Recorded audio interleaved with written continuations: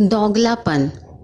मृणाल जैसे ही मानव और ननंद निधि के साथ घर में घुसी, सास चमेली जी की कड़कड़ाती आवाज गूंज गई। आ गई महारानी, हमारे घर की इज्जत की धज्जियां उड़ाकर। समझा कर भेजा था कि सिर से पल्लू नहीं सरकना चाहिए, लेकिन तुम आजकल की लड़कियां 4 किताबें क्या पढ़ लेती हैं, संस्कार और आदर करना भूल ही जाती हैं।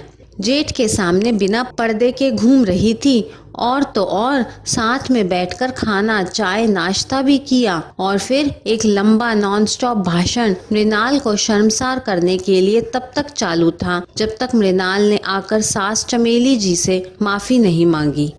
जब मृणाल माफी मांगकर अपने कमरे में जा रही थी तो उसने सुना कि उसकी ननंद निधि किसी से फोन पर बातें कर रही थी। आज तो भाभी का चेहरा देखने लायक था। मैंने भी घर आने से पहले ही फोन करके मम्मी को नमक मिर्च के साथ सब बता दिया था। मम्मी ने भाभी को इतना शर्मसार किया कि उन्हें पैर पकड़कर माफी मांगनी पड़ी। सच कसम से मेरा बदला पूरा हो गया। अब आगे से मुझे अपना सामान लेने से मना करने से पहले 100 बार सोचेंगी। और फिर निधि हंसने लगी। निधि की बात सुन मृणाल हैरान रह गई। अब उसे समझ आया कि वहाँ की बात मम्मी जी को कैसे पता चली। मन तो किया कि ननंद को जाकर एक थप्पड़ लगा दे, लेकिन क्या करे, मायके के संस्कार बीच में आ गए। और फिर अभी घर का माहौल शांत हुआ था, उसमें फिर से चिंगारी नहीं दे सकती थी। चुपचाप कमरे में आ गई और सोचने लगी कि बचपन से जिसे फूफा बोलती रही, आज अचानक जेठ बन गए तो क्या पहले का रिश्ता भूल जाऊं। मृणाल की शादी 2 महीने पहले ही अपने दूर के रिश्ते की सुभद्रा बुआ के रिश्तेदारी में हुई, और इस रिश्तेदारी से बुआ फूफा ससुराल पक्ष की तरफ से जेठ जेठानी हो गए थे। आज सुभद्रा बुआ मतलब जेठानी ने उसे और मानव को लंच पर बुलाया था, नजर रखने के लिए। सासू माँ ने निधि को भी साथ भेज दिया था। वहाँ सुभद्रा बुआ और फूफा जी ने देखा तो कहा, मृणाल तुम आराम से बैठो, ससुराल में नहीं अपने मायके में हो। तुम्हारी बुआ फूफा ने लंच पर बुलाया है, जेठ जेठानी ने नहीं। तब मानव ने भी मुस्कुराकर इजाजत दे दी, लेकिन अब मम्मी के सामने सच ना बोला गया। मृणाल का रिश्ता जब मानव से हुआ था तब उसके मायके वालों को यही लगा था कि जब सुभद्रा की सास उसे बेटी का मान देती है तो चमेली जी के घर का भी माहौल वैसे ही होगा। लेकिन चमेली जी की सोच बहुत अलग थी। उनके घर में बहू और बेटी के लिए अलग नियम है। उनके राज में मजाल है मृणाल के सिर से पल्लू सरक जाए। घर में कोई भी आए, फिर वो रिश्ते में मृणाल से छोटा ही क्यों ना हो, सिर से पल्लू नहीं सरकना चाहिए। उसने मानव से कहा तो उसने यही कहा कि यह सब मम्मी के नियम है, और फिर सिर ढक कर रखने में समस्या किस बात की है। मृणाल सिर के पल्लू के साथ ही ससुराल में अपने आप को ढालने लगी। उसकी शादी को 6 महीने होते होते ननंद की भी शादी हो गई, और यह भी इत्तेफाक की बात थी कि मृणाल और निधि ने एक साथ 1 महीने के अंतराल में मां बनने की खुशखबरी सुनाई। 5वां महीना लगते ही चमेली जी ने निधि को मायके बुला लिया, लेकिन मृणाल को मायके नहीं भेजा। चमेली जी निधि से कोई काम नहीं करवाती थी, लेकिन मृणाल को सभी काम करने पड़ते, और वो भी सिर से पल्लू सरकाए बगैर। गर्मी बहुत थी, साड़ी पहनकर किचन में काम करना, और वो भी सिर पर पल्लू लेकर मृणाल को बहुत घबराहट हो रही थी। सुबह से ही उसका जी मचला रहा था। उसने मानव से कहा, सुनिए जी, आज तबीयत ठीक नहीं लग रही और गर्मी भी बहुत है, तो आज क्या मैं कॉटन की ढीली गाउन पहन लूं? मानव भी उसकी परेशानी समझ रहा था। उसने हाँ कर दिया। मृणाल ने गाउन पहन और सिर पर दुपट्टा रख लिया और किचन में जाने लगी। निधि ने देखा तो धीरे से चमेली जी को इशारे से दिखाया। गाउन में मृणाल को देखते ही चमेली जी शुरू हो गई, ओह ओह क्या बात है, आज महारानी जी भूल गई हैं क्या कि वो ससुराल में है ना कि मायके में। मम्मी जी भूली नहीं हूँ, आज गर्मी बहुत है जिसकी वजह से मेरा जी बहुत मचला रहा है। ढीले कपड़े पहनने का मन कर रहा था, इसलिए। मृणाल अपनी बात पूरी कर ही नहीं पाई थी कि चमेली जी उसे रोक कर बोली, मन, तुम्हारा मन? महारानी जी, ससुराल में अपना मन मेरा मन जैसा कुछ नहीं होता। इसलिए चुपचाप जाकर साड़ी पहनो। आज गर्मी बहुत है, इसलिए मैंने ही मृणाल से कहा कि वो भी निधि के जैसे ढीले गाउन पहन ले। मानव कमरे से बाहर आकर बोला, हाय दैया, आज तो हमारे बिटवा की जुबान मेरे सामने खुलने लगी। कौन सा जादू मंत्र की है ये? चमेली जी से यह सहन नहीं हुआ कि उनके बेटे ने बहू का पक्ष लिया और फिर शुरू हो गया उनका नॉन स्टॉप बड़बड़ करना।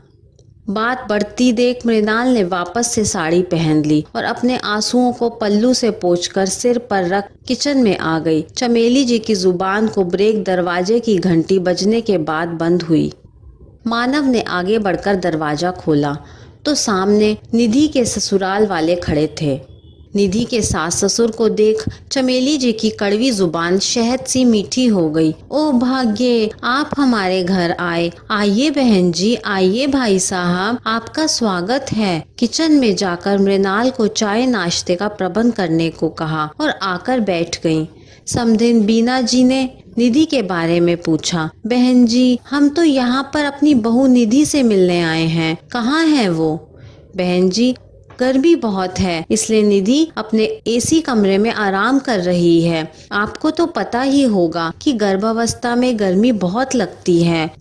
आप चलिए, आप भी उसी के कमरे में चलकर मिल लीजिए।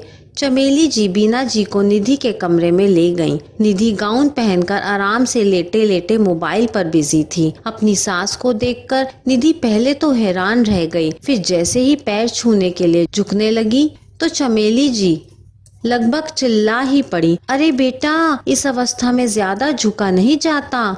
क्यों बहन जी, मैं सही कह रही हूँ ना? बीना जी ने भी मुस्कुराकर हामी भर दी।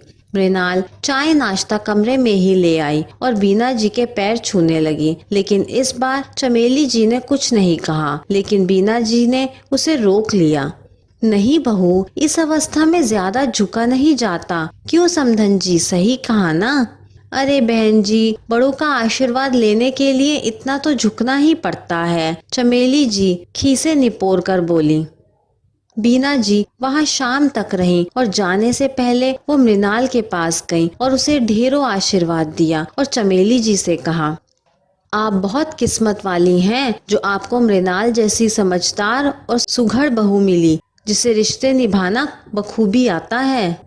काश मेरी बहू भी इतनी समझदार होती। यह सुनने के बाद चमेली जी के होश उड़ गए। अरे बहन जी, आप ऐसा क्यों कह रही हैं? आपकी बहू, मेरा मतलब मेरी निधि, इससे भी ज्यादा समझदार और सुखड़ है।